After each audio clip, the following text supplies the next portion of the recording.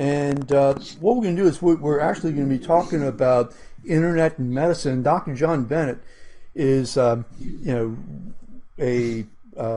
profoundly futuristic technology medical doctor who is leading the field in terms of internet and medicine. We first met on Google Hangouts when both of us were very involved with Google Hangouts, and we've done a lot of these things together. He's got a website called Internet Medicine. You can see his background, Internet Medicine, and so what he's going to do is he's going to talk about his website and the various things that he's doing that I think are real special. So, John Bennett, Dr. John Bennett, hey, how you doing? Hey, Steve, thanks for having me on for the Bayou Buzz. And you yourself, as far as what I'm doing, I just love the internet.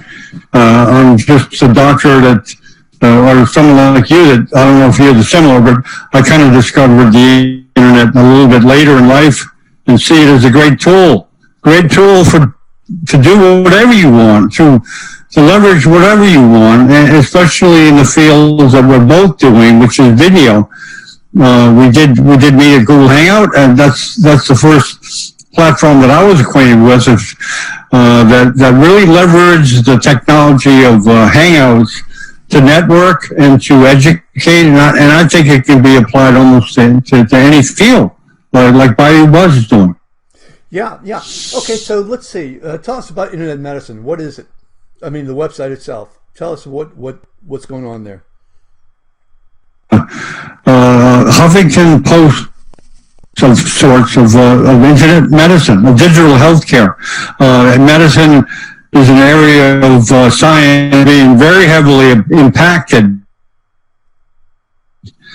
in many areas by the use of the internet. In the pre-digital days, we had what I call traditional medicine, but once the internet came around and the smartphone came around, there were many effects in lots of areas of medicine because of the power of what the internet can do as far as research, as far as networking, as far as the power of connecting people worldwide and collecting databases. All these tools are very useful in medicine, and just like I'm sure they can be useful in law. One thing I found after doing Hangouts, which was really an once I discovered Hangouts, I discovered that I could reach out to doctors around the world. Any doctor that had an internet connection. It was irrelevant whether they're next door in Miami or in the Ukraine. I could talk to them like I'm talking to you now, and basically a network. And if you find people of like mind that like to explore, I think the future is unlimited. And just like we were talking about before we became on live, it just has tremendous power, and nowadays everyone is walking around with a TV screen in their hand. It's not like when we grew up, Steve, where you would go home and watch television once in a while. Now people are walking around with television sets in their hand, and that has tremendous potential. Okay, so if I went to Internet Medicine like I did yesterday, okay, and I would see all different type of stories involving healthcare, medicine, and technology. Am I correct about that? Yes. Well, mostly we try to stress the news stories, of course, the up-to-date stories. In the area of traditional medicine, how the internet's impacting various areas of medicine in all specialties, and also focusing on what I call the relatively new sciences of genomics, big data, nanomedicine, and 3D printing, as well as stem cell. Now, these are 5 sciences. I call them new sciences that are Of course, they're not new. Genomics has been around for a long time.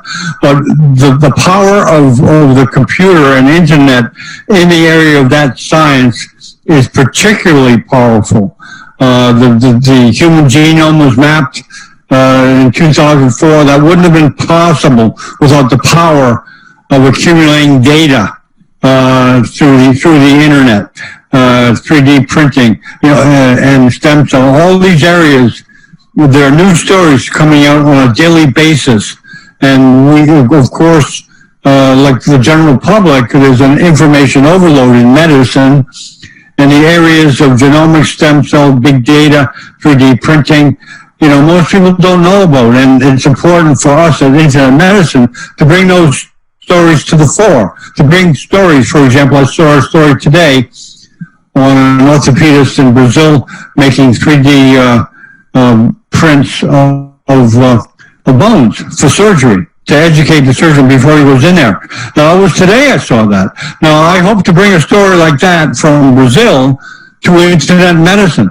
So the doctor or any medical professional or any medicine lover can go to the site and see that story without digging through and finding the stories. We, like any news story, probably like Bayou Buzz, we try to bring the important things to the reader so that they can save time. They can come to one place to get information like that. So in essence, what you're able to do and what you have done in the past is to put a story up that you think has a high interest, or that you're interested in, or that you think that is real important, and because you've been involved with online video, in your case, you do Hangouts. Yeah. I got away from Hangouts. I do other video. So what you do is you actually reach out to some of these people in the stories, and you have conversations with them to enhance the actual storyline. Am I correct? Like, for example, you might go and contact this doctor who's doing the 3D printing on bones. That's exactly what I'm doing. When we first started Internet Medicine, it was strictly curation of going through the various websites, trying to find the important stories. But then, after getting involved with Hangouts and seeing how there's a video revolution, essentially, the tech is getting so good. Like what you're doing now with broadcasting on Twitter, video technology is really becoming into the fore and very powerful too. So basically, we're trying to merge the technology of video and medicine, and the beauty of what I'm doing, which I love to do, is explore these new stories like the Brazilian orthopedist. And once I curate that article, and I put it on the front page if I think it's worthy, and I put it in the orthopedic section, which is certainly relevant, I become interested and say, wow, I want to reach out to that doctor and get him on Internet Medicine in the orthopedic studio. I want to bring him onto the screen so that the viewer can actually see what that orthopedist is doing in Brazil, and ideally be able to communicate with him, be able to ask him questions online. How good is that, Steve? Well, look, I think that's absolutely terrific. I really do. I mean, that's what excites me so much about all this online video. As you probably know, we might actually be doing, and I'm just throwing it out to you right now, the first successful, and I could be totally wrong, but the first successful multi-person interview using desktop technology, not say phone, but desktop technology. You're at your desk, I'm at my desk, desktop computer, and streaming live on Twitter. I've done a lot of these over Facebook, but this is actually, from what I can see, the very first successful video that I'm doing using Periscope and using desktop. So just think about what we're able to do I mean, Yeah. this is a real, as far as I'm concerned, this is a real eureka moment.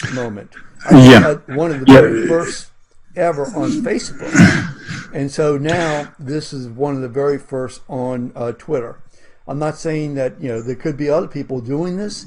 And if so, then great. Please let me know. But, we're talking about you're in Miami and I'm in New Orleans area, and we're not using TV cameras. We're using video webcams. Yeah, we're just sitting on a desktop with our webcams on. That's all we're doing. And that's all we're doing. Just to let you know, I mean, my internet, for an example, is 350 megabits per second, which is extraordinary. But what matters is the upload speed, which is roughly about 30 to 35 megabits per second. Okay, just think what's going to happen, what we're going to be able to do, okay, in medicine, in law, in media, okay, what we're going to be able to do once we're able to rev that up to more than 350. In your case, you're probably streaming at a pretty good clip also. Yes. Upload speed. Not near to what you are, but for some reason, Lafayette, Louisiana, which is outside of your place, has one of the highest internet speeds in the country. Right. For some reason, I don't know the way the internet is structured, but there are certain cities like Chattanooga, Tennessee. Chattanooga and Lafayette. Lafayette was the first. What they did was they went private. They privatized their. They actually publicized their internet system. So in essence, what they did was they made it they got away from the internet providers, and they went and they did it themselves. It was a big legal and political battle, but they did. Now Chattanooga, I think, brought in Google. Okay, that's what they did. So they were one of the Google. I think it was Google. Fiber. And so that's what they did, and they were lucky to if they used Google, and I'm pretty sure that's what they did. And that's actually, quite frankly, they did that as part of the Obama. I know people want to get political, but they did it as part of the Obama stimulus. Here in Louisiana, our governor didn't want to take any of the Obama money, so he said goodbye to $85 million that could have been used for this type of infrastructure. And a lot of places in Louisiana do not have high-speed internet at all, because our governor at the time didn't want to partake, because he was running for president. So anyway, just think what you can do in terms of medical. Why don't you tell us about some of the things that you've done in terms of the interviews that you've had with people, all over the world, and some of the interviews that that you've had with experts all over the world. Yeah. Well, first of all, Steve, I'm just a regular doctor that's kind of semi-retired. I'm not especially qualified in medicine. I don't know big people in medicine. Sometimes I feel I have no business being on the same screen as the doctors I'm talking to. But using this technology allows you to go into great places, because a lot of these people that are big in medicine, probably like law or any other field, they're curious. Not everyone takes to the video platform, and there's certain cultures that don't take to it. But most Americans are pretty well open to it, and if they think it's going to benefit what they're talking about or doing, they'll do it. And my particular story is that, and the story of internet medicine. Well, of course, I couldn't reach out to all doctors. I had to basically confine myself to one area of medicine. So I just happened to pick neurosurgery, which is quite a difficult topic. And they're very highly qualified, specialized people that don't have much time. And I didn't actually pick neurosurgery. They picked me. I just happened to network and meet some neurosurgeons who were very big and that liked social media and were open to social media. I had great success. Julio Paleta from Brazil, MD, and neurosurgeon, very social media smart. He's written a book. He's very active on Facebook. Julio Paleta. Ike Cherian from Nepal. He's a neurosurgeon, very advanced in Facebook, has a huge amount of followers, and very open to internet technology and very open to Hangouts. So once I reached those leaders, I was able to reach a lot more of people that followed them. And we've had tremendous success in the neurosurgical area. We broadcast this platform as well. I'm sure Twitter can do it too. You can broad stream from anywhere. You can broadcast from anywhere in the world. We broadcast a conference from Siberia, Russia, with Albert Sufianov. He's a world-renowned neurosurgeon who has a hospital in Siberia. I don't know if he did something wrong. That's why I gave him Siberia. But there he is, a world prominent neurosurgeon running a hospital in Siberia, and we broadcast a conference from his hospital very easily, which you could probably put it on Twitter, this conference. You just set up a camera rather than our webcam. You get a good camera and you televise the event to Twitter. We did that. We did a conference with some Indian neurosurgeons from New Delhi, from the ACIII hospital in New Delhi, the biggest hospital in India. Now, India is a country of 1.25 billion people, and there am I, little me, a doctor in Miami, televising a conference from the biggest hospital in India to some of the best neurosurgeons in a country of 1.25 billion. We had a 2-day conference.